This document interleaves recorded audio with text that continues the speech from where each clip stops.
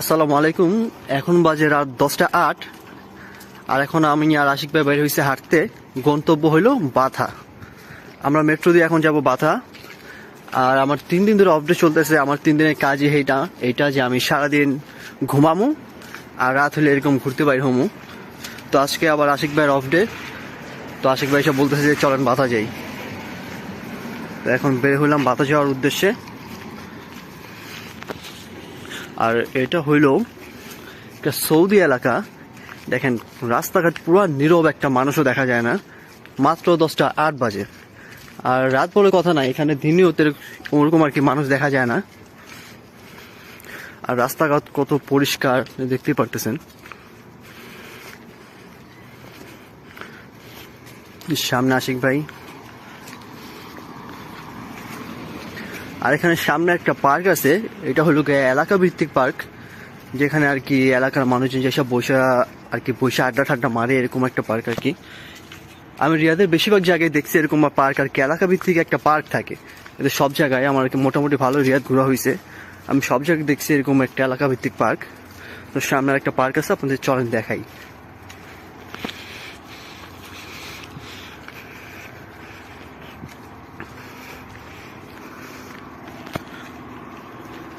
বেকমলেয়া বেকমলেয়া বেকমলেয়া Mary নাদান দিন। আর এইটা হলো সেই পার্ক। এমনি সিম্পল আর কি, বসার জন্য যেরকম একটা আর কি জায়গা দরকার, এরকম একটা পার্ক। সামনে আর কি খেলার মাঠ আছে। ওইখানে দেখা যাচ্ছে যে অনেক বাচ্চারা খেলতেছে। আর আমরা এখন যাব মেট্রোর দিকে, চলেন।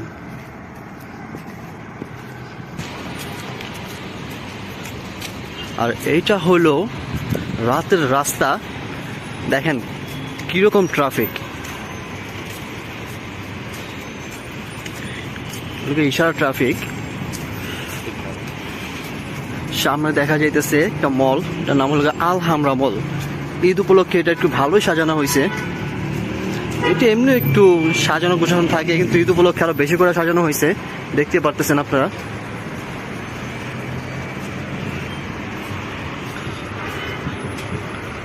আর এটা হলো সৌদির লোকাল বাস। লোকাল বাসটা একবার দেখেন।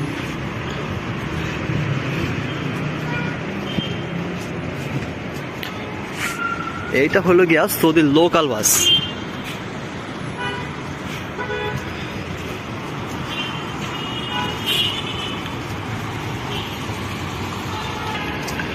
আমরা এখন মেট্রো স্টেশনের সামনে চলে আসছি। আমরা এখন আছি ট্রেনের ভিতরে, ট্রেন অলরেডি ছেড়ে দিছে।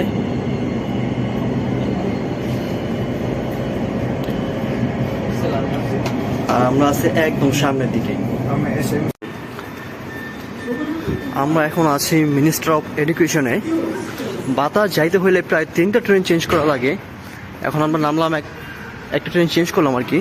তারপর আমরা আরেকটা ট্রেন চেঞ্জ করবো, দেন আরেকটা ট্রেন চেঞ্জ করবো, তারপর হইলো বাথা। আর এত কষ্ট করে বাথা যাওয়ার মূল রিজন হইলো ওইখানে গেলে একটা বাংলাদেশি ফিল আসে, কারণ ওইখানে সবই বাঙালি। আর এখন আমরা যাইতেছি আন্ডারগ্রাউন্ডে।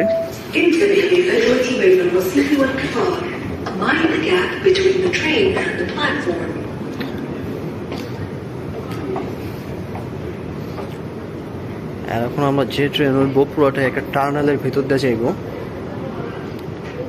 আর এখানে মাটির নিচে কত সুন্দর একটা ব্যবস্থা, আপনারা দেখেন।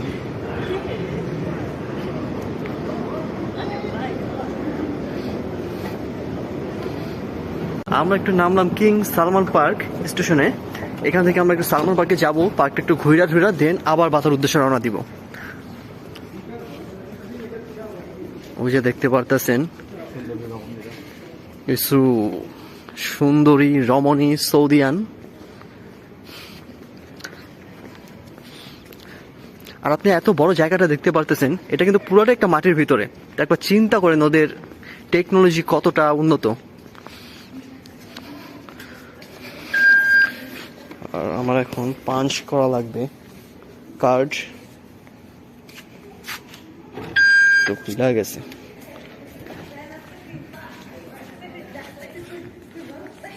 আর এখানে আসার মূল উদ্দেশ্য হলো এখান থেকে আপনার যে সৌদি যে বড় বড় বিল্ডিংগুলা, কিংডম টাওয়ার টাওয়ার কতগুলো বিল্ডিং আছে সবগুলো আর কি একসাথে দেখা যায় এই জায়গাটা থেকে।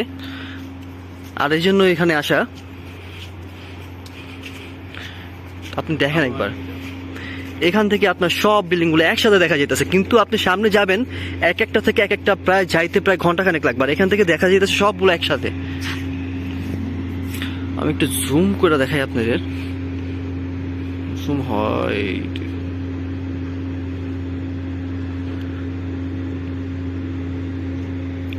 তো ওইটা হইতেছে কিংডম টাওয়ার।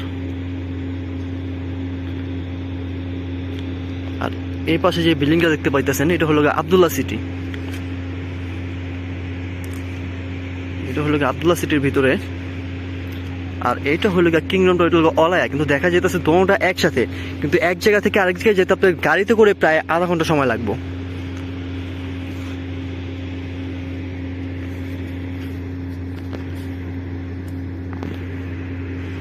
আর এই জায়গাটা দেখার জন্যই স্টেশনে নামা।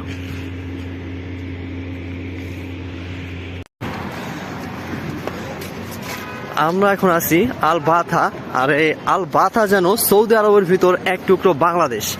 আর এখানে দেখতে পাচ্ছেন প্রচুর মানুষজন, এগুলোর মধ্যে বেশিরভাগই বাংলাদেশি, তারপর আছে পাকিস্তানি, ইয়েমেনি, তবে বেশিরভাগ 90% মানুষ এখানে বাংলাদেশি। আর এখানে যত দোকানপাট দেখতে পাবেন সবই বাংলাদেশি দোকানপাট। দেখতে পাচ্ছেন যে প্রচুর মানুষজন এখানে আশেপাশে।